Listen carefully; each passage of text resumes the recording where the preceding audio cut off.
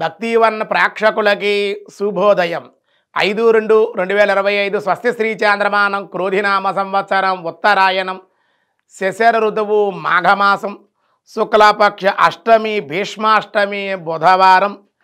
అష్టమి తెల్లవారుజామున అంటే రేపొద్దున ఉదయం 3:13 వరకు, భరణి నక్షత్రం రాత్రి 11:20 వరకు, వర్జ్యం ఉదయం 9:54 11:24 వరకు, దుర్ముహూర్తం ఉదయం 11:51 నుండి 12:36 వరకు, సూర్యోదయం 6:30, సూర్యాస్తమయం 5:53, అమృత గంట సాయంత్రం 6:15 నుండి 8:21 వరకు, రాహుకాలం మధ్యాహ్నం 12 గంటల నుండి 1:30 వరకు రాహుకాలం, శుభ సమయం లేదు ఈరోజు.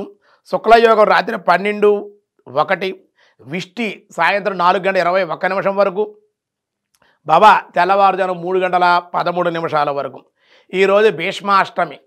భీష్ముల వారు అంపశయ మీద ఉండి మనిషికి పంచప్రాణాలు కదండి, ప్రాణ అపాన ఉదాన సమానాలని 5 ప్రాణాలు. అందులో మొదటి ప్రాణం ఈరోజు పోవడం వల్ల అష్టమికి భీష్మాష్టమి అనే పేరు వచ్చిందన్నమాట. భీష్ముల వారు అంపశయ మీద ఉండి భగవంతుడి ద్వారా విష్ణు సహస్రనామ ఆయన అనుగ్రహంతో చేసుకోవడం, ధర్మరాజుగా కృష్ణుడే స్వయంగా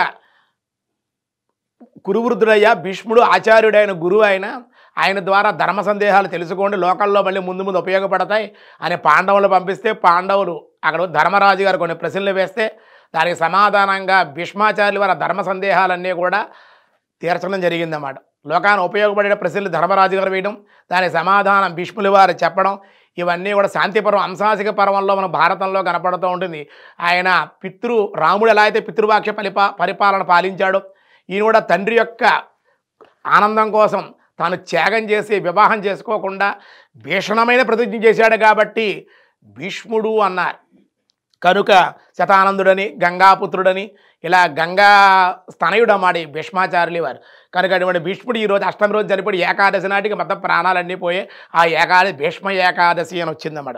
ఆచార్యుడు కాబట్టి గౌరవించారు, తర్పణాలు విడిచిపెట్టి. మామూలుగా చనిపోయినటువంటి వాళ్ళకి పితృదేవ తర్పణాలు విడిచిపెడతారు, కానీ అలాగ మనకి బ్రతుకున్న మన తల్లిదండ్రులు ఉన్నా కానీ పితృతర్పణలు విడిచిపెట్టే సాంప్రదాయం ఎక్కడ ఉండదు. కానీ ఆచార్యుడు కాబట్టి గురువుకి తల్లిదండ్రులు ఉన్నప్పటికీ కూడా మన తర్పణాలు విడిచిపెట్టవచ్చు, లేదా అక్షతలతో కానీ తెల్లలతో కానీ కూడా విడిచిపెడితే చాలా మంచిది అన్నారు.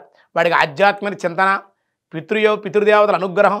ఒక ఆచార్యుడికి ఇన్ని సంవత్సరాలుగా, ఇన్ని వేల సంవత్సరాలు, లక్షల సంవత్సరాలు, వేల సంవత్సరాలు, మనం 5,000 సంవత్సరాలు దగ్గర తర్పణాలు విడిచిపెట్టినట్టు భీష్మాచార్య వారి గొప్పతనం ఎటువంటిదో మనకి ఇందులోనే అర్థం కావాలి. ఆచార్యుడు అప్పుడు గురువుని గౌరవించాలి. అంటే అజ్ఞానం తొలగించేటువంటి వాడు, జ్ఞానాన్ని ఇచ్చేటువంటి వాడు గురువు అని ఆచార్యుడు కాబట్టి భీష్మాచార్యుల వారిని ఆరాధించడం, ఆయన కృష్ణుడి ద్వారా అనుగ్రహంతో చెప్పినటువంటి ఆ విష్ణు సహస్రనామాన్ని ఈరోజు దేవాలయాల్లో, మీ గృహాల్లో విష్ణు సహస్రనామ పారాయణ చేసుకోవడం, గురువుని ఆచార్యుని భీష్మాచార్యుల వారు తలుచుకోవడం వల్ల అన్ని విధాలుగా మీకు ఈరోజు చాలా అనుకూలంగా ఉంటుంది. విశేషమైన అష్టమి ఈ భీష్మాష్టమిగా ఈరోజు చెప్పడం జరుగుతోంది. ఈరోజు దినఫలాల్లో ముందుగా మేషరాశి వారి వృత్తి వ్యాపారాల్లో లాభము, ఆత్మస్థైర్యం ప్రదర్శించుట, లాభాలు, ఆనందంగా ఉండే అవకాశం. వృషభ రాశి వారికి ఈరోజు ఉద్యోగ అవకాశాలు, రాజకీయాల్లో రాణింపు, ప్రభుత్వ పరంగా అందరికీ లాభాలు. మిథున రాశి చట్టపరమైన సమస్యలు ఎదుర్కొంటారు, అజీర్ణము, తలనొప్పి, రక్త ప్రసారణకు ఇబ్బంది, ప్రయాణముల యందు జాగ్రత్త అవసరం. దేవాలయ దర్శనం, భగవద్ ఆరాధన మీకు మేలు చేసే అవకాశం ఉంది. కర్కాటక రాశి ఈరోజు కర్కాటక రాశి వారికి కుజ సంచారం వల్ల అనవసరపు ఖర్చులు, అనవసర ప్రయాణాలు, స్వల్పంగా అనారోగ్య సమస్యలు ఉంటాయి. దేవాలయ దర్శనాలు, ఆరాధన కూడా మీకు మేలు చేసే అవకాశం. సింహరాశి వారికి కుటుంబంలో విందు వినోదాలు, ఆనందం, అనుకోని ధనలాభాలు. కన్యారాశి ఉద్యోగస్తులకు శుభవార్తలు వినుట, కోపం వల్ల ఇబ్బందులు, స్వల్పంగా అనారోగ్యం.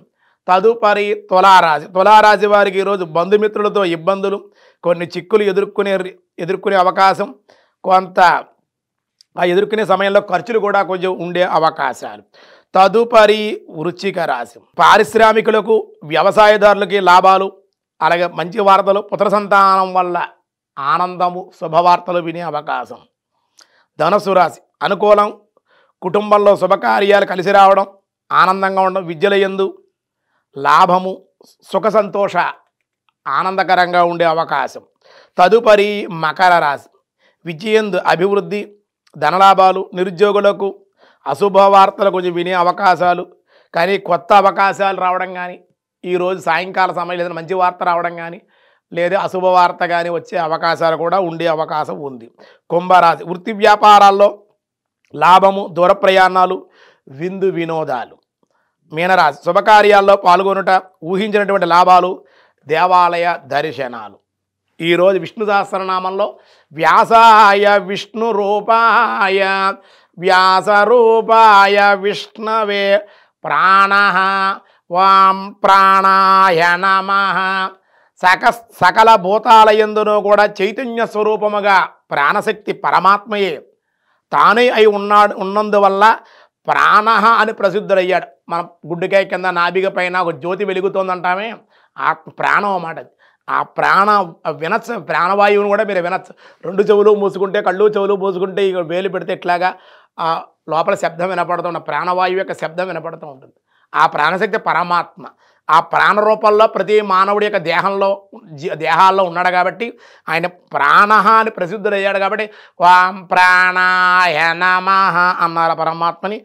ప్రాణ ప్లస్ దహ ప్రాణదహ అని కూడా ఆయన్ని వ్యవహరించారు అని వాం ప్రాణదాయ నమః అన్నారు. సంస్కృత భాషలో రెండు అర్థాలు ఇస్తుందన్నమాట. ద అనగా ఇచ్చివాడు, దహ అనగా నాశనము లేనివాడు. కాబట్టి ప్రాణదహ అని కూడా ఆయన రెండో నామంలో కూడా మనకి చెప్పడం జరిగిందన్నమాట. కాబట్టి సృష్టి స్థితి సంహారాల భగవత్ స్వరూపాలే కూడా చేత ప్రాణదహ అనే నామంతో కూడా పరమాత్మని నారాయణుని ఈశ్వరుని స్తుతించడం జరిగింది అని చెప్పడం జరిగింది. మిగతా విషయాలు రేపు చూద్దాం. ఈరోజు స్వస్తి.